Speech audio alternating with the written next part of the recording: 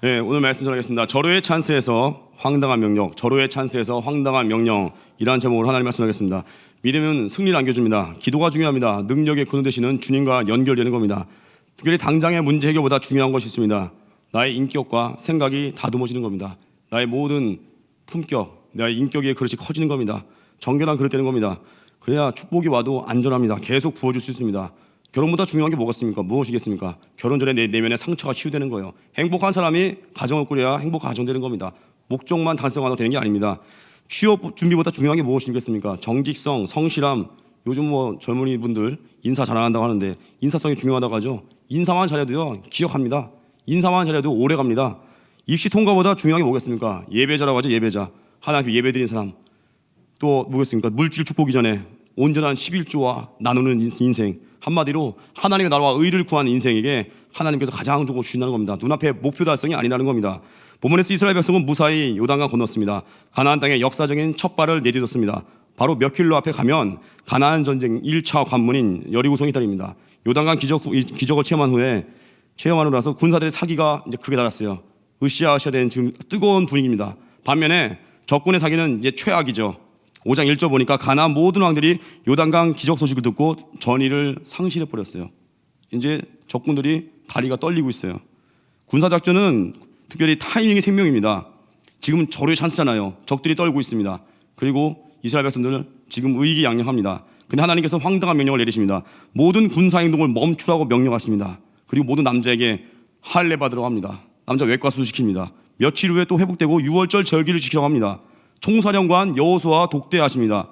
이스라엘은 정월 10일에 요단강 건너고 특별히 이 5장 사건이 일어난 데까지 열흘 걸렸습니다. 그 다음 엿새 동안에 여리고성 주위를 행진합니다. 약속의 땅에서 첫 승리 얻기까지 2주일 넘도록 시간이 걸린 겁니다. 지체된 거예요. 이사야서 55장 8절 보니까 이는 내 생각이 너희의 생각과 다르며 내 길은 너희의 길과 다름이니라 여호와의 말씀이니라. 하나님 방식은 우리 생각과 다릅니다. 우린 당장 찬스다. 이때 싸워야 돼. 이때 해야 돼. 이때 취업해야 돼. 이때 뭐 해야 돼. 다 자기 계획이 있는데 하나님은 그 상황 가운데 황당한 명령. 고성 가라. 대만 가라. 제주 가라. 이해가 안 되죠. 하나님 왜 그러십니까? 저렇게 미워 죽겠는 사람이 있는데 하나님은 또 황당하게 그 사람 찾아가서 용서하고 밥 사줘? 말도 안 되죠. 저 사람 위해서 기도 좀 해줄래? 너 저렇게 미웠다면 기도 좀 해. 원수 위에 기도해. 황당하죠. 정말 늦게 끝나고 회사도 늦게 끝나고 10시 12시 퇴근하는데 새벽 기도 와? 황당하죠. 하나님 생각은 우리와 다른다는 겁니다. 그래서 하나님은 승리 이전에 우리를 준비시키시는 겁니다. 그 땅 정복의 핵심은 여호수아의 능력이 아니에요. 군사 전문가도 아닙니다. 하나님의 임재와 축복이라는 거예요. 그래서 우리 일상 속에서 이제 풀어야 될 과제가 있습니다. 다음 주 고성이 있습니다. 이런 많은 싸움이 영적 싸움 중에 기도의 응답이 있을 것인데 그 응답 이전에 영적인 숨고르기가 필요합니다. 영적인 숨고르기, 영적인 워밍업 잘 준비되어서 우리 그릇이 준비되어서 승리가 지속되는 주님 인생 되기를 주님으로 축원합니다. 영적 숨고르기 위해서 필요한 것 첫 번째입니다. 하나님과의 관계를 정결하는 겁니다. 힘차게 요단강 건넌 이스라엘 남자들 할례 행하기 위해서 길갈에서 머물러야 했습니다. 이스라엘 민족의 할례는 언약의 상징입니다. 하나님께서 갈대아 우르에서 아브라함 불러내시면서 언약을 세우셨어요. 늘도록 자식이 없었습니다. 그럼 아브라함에게 자손이 하늘의 별처럼 많아질 것을 약속하십니다. 그 약속의 증표로 태어나는 모든 이스라엘 남자들은 출생 8일 만에 다 할례를 받게 하셨어요. 하나님 자녀를 확인하는 겁니다. 본문에서 전쟁 앞두고 남자들에게 할례 행하죠. 외과수 시키는 거 무모해 보이죠. 전쟁 나가야 되는데 싸워야 되는데 할례 행하면 남자보다 아시겠지만 힘 빠져요. 전투력 상실이죠. 말이 안 되죠. 하나님 원하시는 게 뭐겠습니까? 전쟁의 승리가 군사력이 아니라는 거예요. 하나님과의 관계라는 거예요. 그 우리 인생의 승리의 비결 예배입니다. 기도입니다. 나의 힘이 제로가 될 때, 가능성은 제로가 될 때, 아까 말씀드렸죠. 스포츠 목사님 했던 말, 모든 분들이 다 막히면 하늘 문이 열린다고. 우리 하나님의 능력으로 말미암아 일어서는 하나님의 백성 되기를 바랍니다. 그래서 우리 인생에 딜레마가 있죠. 삶이 엉켜있는 분들이 있죠. 도무지 답을 모르겠다는 분 있죠. 예배를 푸십시오.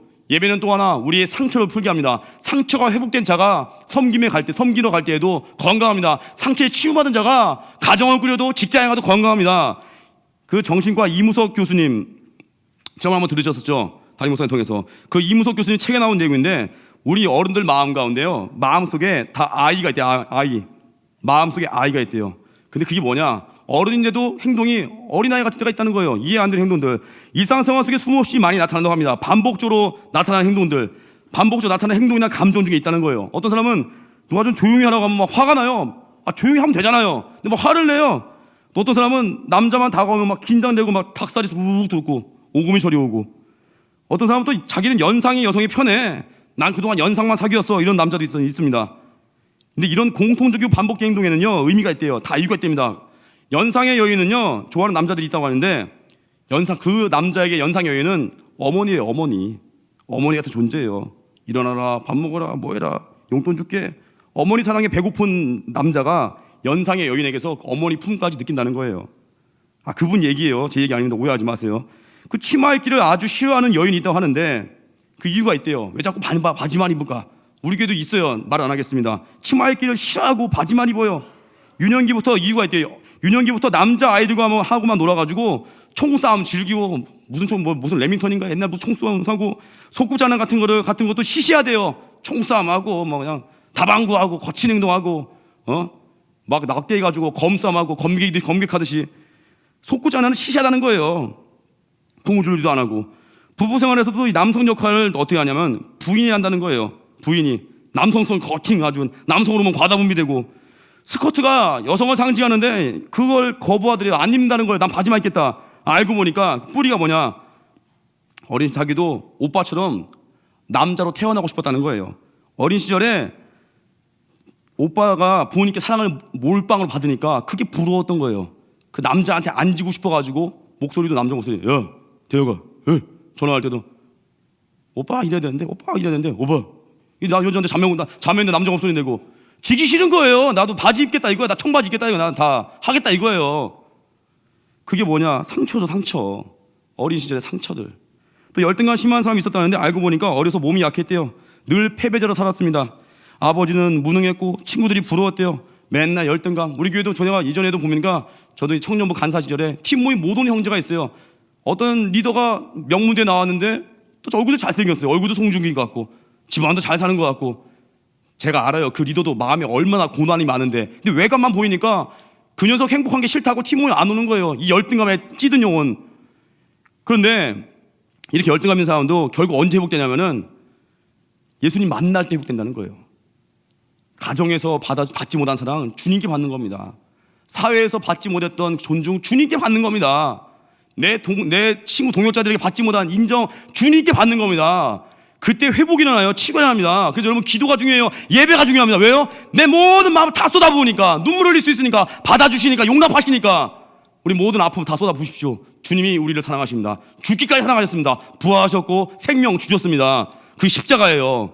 그래서 언제나 기도 능력 가운데 하늘 문 열고 주님 품에 안기십시오. 그게 힘입니다. 둘째로 오늘 주신 메시지, 순종을 하는 겁니다. 이스라엘은 여리고에서 몇 마일 떨어지지 않은 대적의 땅에서 진을 치고 있었는데 모든 군사 포함해서 이스라엘 남자들이 며칠 동안 움직일 수가 없는 거예요. 대적이 안다면 어떻겠습니까? 이놈들 봐라, 여기 있네, 진치고 있네, 할례도 했네. 대적들이 안다면 이스라엘 공격할 수 있겠죠. 근데 이스라엘 백성들 순종했습니다. 예전에 보면은 이스라엘 백성들은 원래 불순종했었습니다. 약속의 땅에 출애굽한 다음에 하나님께서 무리바에서 시험한 적 있죠. 그때 원망했어요. 통과 못했어요. 그 테스트 통과 못했어요. 근데 이스라엘이 약속의 땅에 들어간 직후 이스라엘 남자들에게 할례를 행하라고 하심으로 이제 하나님 시험하셨죠. 이때 백성들이 순종합니다. 실수를 반복하지 않아요. 그게 능력입니다. 우리 안에 실수 반복하는 거 얘기했더니 반복하는 실수가 있습니다. 그 빨리 끊어야 됩니다. 반복된 실수를 자랑할 게 아니에요. 어떤 사람은 자기의 불행을 자랑하는 사람이 있어요. 맨날 동정표 얻으려고. 빨리 일어서서 벗어나야 됩니다. 동정표 오래 안 가요. 허탈합니다. 하나님과 연결돼서 당당하게 일어서야 됩니다. 하나님은 우리가 믿음 승리할 때 종종 우리 시험하십니다. 왜 그러겠습니까? 우리를 굳건하게 하려고, 우리를 겸손하게 하려고. 아브라함은 약속의 땅에 도착해서 기근 만났죠. 창세기 12장. 엘리야 어떻습니까? 열왕기상 18장 19장 보니까 바알 이기는 승리 거둔 후에 죽음의 위기를 맞이하죠. 또 예수님도 어떻습니까? 요단강 세례 받으신 후에 사탄에게 시험받기 위해서 성령에 이끌려서 광야로 가죠. 하나님은 대승리 이후에 특별히 우리에게 있어서 우리가 자만할까봐 하나님만 의지하게 하려고 시험을 주신다는 겁니다. 그래서 고린도서 10장 12절, 그런즉 선주로 생각하는 자는 넘어질까 조심하라. 은혜에 의지하는 자 가장 오래 갑니다. 여러분, 대승리 하신 분 있습니까? 최근에 취업 되신 분 있습니까? 가정 꾸리신 분 있습니까? 이제 겸손히 바닥으로 엎드리십시오. 이후에 하나님이 여러분들의 믿음을 점검하실 겁니다. 축복에 취하는지 안 취하는지 언제나 하나님께 엎드리는 하나님의 백성 되기를 바랍니다. 그래서 은혜 앞에서 겸손해야 돼요. 은혜에 익숙해지면 안 된다는 겁니다. 은혜에 익숙해진 사람은 어떻습니까? 감사와 기도가 사라져요. 근심이 쌓여갑니다. 일본에서 경영의 신으로 불린 마쓰시다 고노스케 이야기인데 경영을 정말 잘했다고 합니다. 일본의 많은 인재들이 마쓰시다 전기회사에 입사하고 싶어 했어요. 그런데 마지막 면접은 항상 이 마쓰시다 회장이 직접 인터뷰합니다. 당락을 결정짓는 질문이 있었습니다. 질문이 뭐냐면 당신이 이 회사에 들어올 정도로 탁월한 재능을 소유하게 된 것이 운이 좋아서인가 아니면 당신의 노력인가? 어떻습니까? 이런 질문 받으면 되게 자기 공로 가지고 자기소개서 쓰잖아요. 그러면 자기 의의를 드러내고 싶지 않겠습니까? 상식적으로 이해가 안 되는 질문이죠. 그런데 내가 엄청나게 노력해서 이 자리에 왔다고 말하는 구직자들은요 전부 탈락, 땡, 탈락시켜요. 그리고 운이 좋아서 내가 당신같이 좋은 회장님 만났습니다 하는 사람들은 전부 합격을 시킵니다. 기자들이 이유를 물었습니다. 아니 마쓰시다 회장님 어떻게 그렇게 뽑습니까? 답변하죠. 운이 좋았다고 하는 사람은 내 힘으로 된 게 아니라 다른 사람의 도움 덕분이라 생각하기 때문에 감사가 있다는 거예요. 그럼 감사 있는 사람들은 회사에 문제가 생겨도 배신하지 아니하고 긍정적으로 문제를 풀어간다는 거예요. 그런데 반면에 자기 노력으로 되었다, 내 의다, 내 공로다 하는 사람은요 정당한 대우 받지 못하면요 맨날 원망하고 싸움 걸고 섭섭하게 일한다는 거예요. 장기적으로 회사의 암적인 존재들. 우리 인생에도 내 공로가 사라져야 됩니다. 누가복음 10장 17절 보니까 이와 같이 너희도 명령받은 것을 다 행한 후에 이르기를 우리는 무익한 종이라 우리가 하여야 할 일을 한 것뿐이라 할지니라. 명령받은 걸 다 행한 후에 명심하십시오. 공치사 사라지고 주님 나 해야 할 일 했을 뿐입니다. 고성 선교 나 가게 해준 것마다 감사합니다. 내가 잘난 거 없습니다. 철야에 본 것도 주님의 은혜입니다. 홍대 세교에 다닌 것도 주님의 은혜입니다. 나 같은 죄인을 건지셔서 저 대만당까지 가서 복음 전가하신 거 주님의 은혜입니다. 주님이 십자가의 공로입니다. 겸손히 감사 고백하는 사람들 끝까지 갑니다. 그 사람이 충신이에요. 충신. 세 번째로 오늘 메시지 우리의 지휘권을 맡기라는 하는 겁니다. 여러분 지도자 돼보셨습니까? 뭐 간사님들, 리더분들 어때요? 자기 팀원들과 함께 같이 팀원으로 있을 때는 서로 용납이 다 돼요. 사랑해주고. 근데 내가 간사가 되는 순간 제가 그런 거 봤어요. 자기가 간사가 되는 순간 그 팀원과 같은 팀원으로 있을 때는 서로 사랑하고 영원히 함께 하다가 한 사람이 간사가 돼서 이제 양떼를 돌볼 때 되니까 원수된 사람 봤어요. 원수된 사람. 왜 그러겠습니까? 일단은 외로운 자리인데 그거를 사람 만나서 풀다 보니까 독이 나오게 때로는 양떼가 말을 안 들어요. 또 푸시하겠죠. 그러니까 늘 안 풀고 꼬여버리는 거예요. 한때는 다 품어주다가 이제는 사역을 해야 되다 보니까 푸시하고 뭐하자 양떼들 안 따라와. 화가 나니까 옛날에 그냥 품어주다가 이제는 율법이 들어가는 거예요. 너 왜 내 말 안 들어? 너 왜 내 말대로 안 해? 엎드려야 되는데. 그게 왜 명심하죠? 지도자가 된다는 건 외로운 길입니다. 지도자가 된다는 건요 더 내 용량이 커져야 돼요. 기도해야 돼요. 더 많이 더 강력하게. 근데 이스라엘 백성들을 이끌고 가나안 정복에 나선 지도자, 새로운 지도자 여호수아가 부담을 많이 가졌겠죠. 지도자니까 얼마나 부담 가졌겠습니까? 영화 글래디에이터 보면은 싸움을 앞둔 그 막시무스 장군, 그 진짜 죽기 문 딱 철문 열리는 순간 나가서 이제 이따만한 그 쇠구슬이 날라올 것이고 칼 날라올 것이고 그 앞에 서 있는 막시무스 장군 그 표정 보셨습니까? 러셀 크로우 표정 담담하죠? 뒤에 있는 병사 오줌 질질 싸고 있고. 이 여호수아의 모습 어떻겠습니까? 이 막시무스 장군 같은 이 쉽지 않은 담담한 모습들, 수많은 영혼을 책임져야 되고 민족의 운명을 책임져야 하는 생각에 압박감이 있었을 겁니다. 그때 여호와의 군대 장관이 나타납니다. 칼을 뽑아 들고 서 있어요. 여호수아는 역시 용기 있어요. 두려워하지 않고 묻습니다. 너는 우리를 위하느냐? 우리의 대적을 위하느냐? 우리 위하냐? 우리 대적을 위하냐? 보통 사람들 인생 보는 시각이에요. 누굴 위하는지. 근데 여호와의 군대 장관은 그게 중요한 게 아니라 내가 어느 편이냐가 중요한 게 아니라 네가 어느 편이냐, 네가 하나님 편이냐 그 얘기하는 거예요. 제가 예전에 말씀드렸었는데 사자와 호랑이와 싸우면 누가 이길까? 아니 어떤 글을 본 적이 있어요. 누가 이겼습니까? 사자와 호랑이. 옛날 이런 질문 많았죠. 천이 28호가 28호하고 맥칸더가 아니고 슈퍼 태권브이가 싸우면 누가 이길까? 효도르와 크루코피 싸우면 누가 이길까? 효도르가 이겼습니다. 그리고 또 뭐예요? 또 누가 또 있잖아요. 시비 거는 거 있잖아요. 한번 막 붙여보고 싶고. 인간은 이런 욕심이 있어요. 누가 이길까? 그런데 사자와 호랑이 싸움에 누가 이길까? 답이 이거였어요. 네가 도와준 동물이 이긴다. 시각 바꿔버리죠. 네가 도와준 동물, 물론 우린 도와주다가 우리가 먹혀요. 자, 먹힐 건데 그리니까 우리가 도와준 동물이 이긴다는 걸 시각 바꿨죠.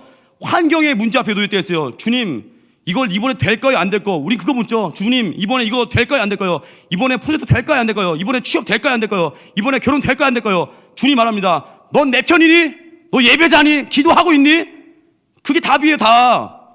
우리 명심해서 내가 주님 안에 거하고 있으면, 그리스도 안에 거하고 있으면 그 사람은 된 겁니다. 자꾸 될까 말까 딜레마에 빠지지 마시고 내가 지금 주님 안에 거하고 있고 엎드리고 있고 기도하면요 되는 거예요. 여호수아는 땅에 엎드려 절했습니다. 경배했어요. 하나님인 걸 알아본 겁니다. 칼 들고 있는데도 불구하고. 왜 그랬습니까? 일상 가운데 여호수아는 하나님과의 깊은 묵상이 있었어요. 하나님을 사랑하니까 알아보는 거예요. 여러분, 평상시 기도가 중요합니다. 여호수아 지금 군대 장관가 칼 들고 있는데 알아봤다는 거예요. 경배했다는 거예요. 왜 가능해요?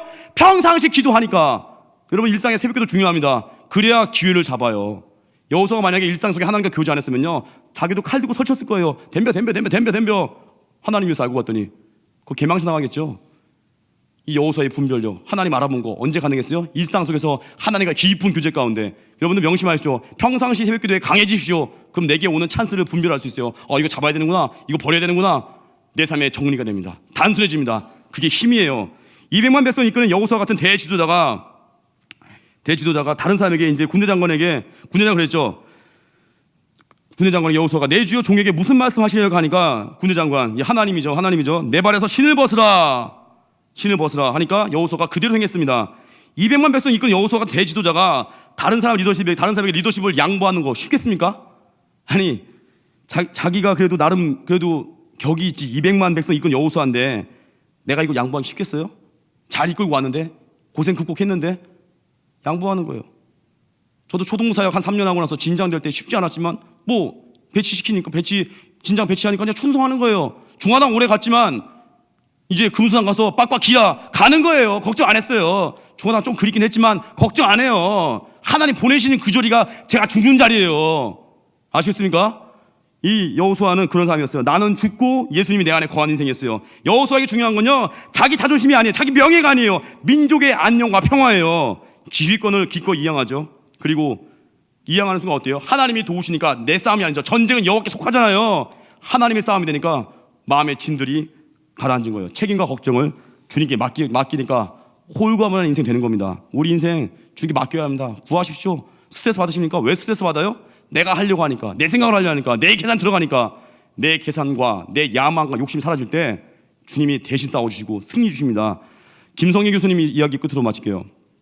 김성희 교수님이라고 있는데 평양대학병원에서 의사로 근무하던 시절의 에피소드인데, 어느 날 공산당원 한 명이 병원에서 막 씩씩거리면서 화를 내더래요. 막 화가 나 씩씩거리면서 화를 막 내더래요. 알고 봤더니 화내기 막 좀 전에 크리스찬 간호사들을 끌어다가 드르륵 총살하고 돌아오는 길이었어요. 근데 증오하던 크리스찬들을 죽여버렸으니까 시원할 법도 할 거 아니에요. 그래도 겉으로 보았을 때는 속은 썩어 문드러지겠지만, 근데 다 쏴 죽인 그 공산당 당원이 분을 못 삭히지 못하고 있더래요. 얘기가 이렇습니다. 총살 장소로 이제 실려가는 트럭 속에서 간호사분들이 글쎄 기도를 하고 있더래요. 근데 기도 내용을 들어보니까 자신들을 총살하려고 하는 공산당원인 바로 자기 자신을 용서해달라고 기도하고 있더래요. 크리스찬 간호사들이 살려달라고 애원해서 발목 붙들었고 매달릴 줄 알았는데, 그래야 자기가 나름 강자인 줄 알고 쾌감을 느낄 텐데 그게 아니라는 거예요. 오히려 죽음 앞에 놓여 있는 그녀들이 태연하게 담대하게 그 공산당원을 위해서 기도하고 있더래요. 그때 충격을 먹었다는 거예요. 마치 그녀들이 강자고 그 공산당원들은 철없는 짓을 한 약자 같다는 거예요. 공산당원은 뭐예요? 간호사들을 총살시키고도 자기는 패배감, 무력감, 수치심. 간호사들은 어때요? 비록 죽임 당했지만 하나님에 대한 절대 신뢰에서 용서 기도가 나오고 찬송 부르면서 천국 간 겁니다. 자아는 죽고 예수님 안에 거한 인생이에요. 스테반 집사님의 모습이죠. 돌에 맞아 죽어가면서도 용서하는 기도. 그걸 지켜본 사울이 나중에 바울 됐습니다. 우리 인생에도 이런 충격을 줄 수 있는 삶이 있어야 돼요. 내 감정과 말씀이 충돌할 때 말씀 붙드는 거, 내 자존심과 말씀이 충돌할 때 말씀 붙드는 거. 여호수아 같이 자기가 200만 군 이끌고 왔지만 기꺼이 여호와의 군대 장관의 앞에서 엎드려 경배할 수 있는, 자아를 내려놓을 수 있는 그 모습들, 그게 자아가 꺾인 인생입니다. 그 결론적으로 세상에서 제일 강한 자는요 갈라디아서 2장 20절의 사람입니다. 나는 죽고 내 안에 그리스도만 거한 인생. 욕심이 죽은 인생 강합니다. 명예가 죽은 인생 파워 있습니다. 내 뜻이 죽은 인생 담대합니다. 나의 계산이 죽은 인생 위대해집니다. 요셉의 인생이 그랬어요. 요셉의 인생은 총리가 목적 아니었습니다. 목적이 하나님이었습니다. 목적이 하나님 한 분이었어요. 하나님과 동행이었어요. 그래서 요셉은 형통한 자가 되었습니다. 우리 인생 목적이 하나님만 되십시오. 그 하나님께 우리의 지휘권을 맡기십시오. 나 대신 싸워서 승리를 주실 겁니다. 그 이해 안 되는 때 있죠. 그럼에도 불구하고 순종하시죠. 이때가 주님 절호의 찬스인데 왜 이때 내게 이런 명령을 주십니까? 이때가 나에게 찬스잖아요 할 때 왜 내게 선교를 가라 하십니까? 그게 기회입니다. 우리 인생의 딜레마 내가 푸는 게 아닙니다. 그리고 우리 중요한 건 절호의 찬스가 왔을 때 하나님 앞에서 내 예배자로 서야 됩니다. 내 모든 아픔과 슬픔이 치료받아야 돼요. 목표 달성보다 중요한 건 내 마음의 용량이고 내 마음의 그릇입니다. 내 마음의 정결함입니다. 이게 주님이 능력 주셔야만 가능합니다. 구하시고 능력받고 충성하십시오. 이루어질 것입니다. 다 같이 찬양하겠습니다. 자리나 찬양하겠습니다. 세상의 유혹 시험이 찬양하겠습니다.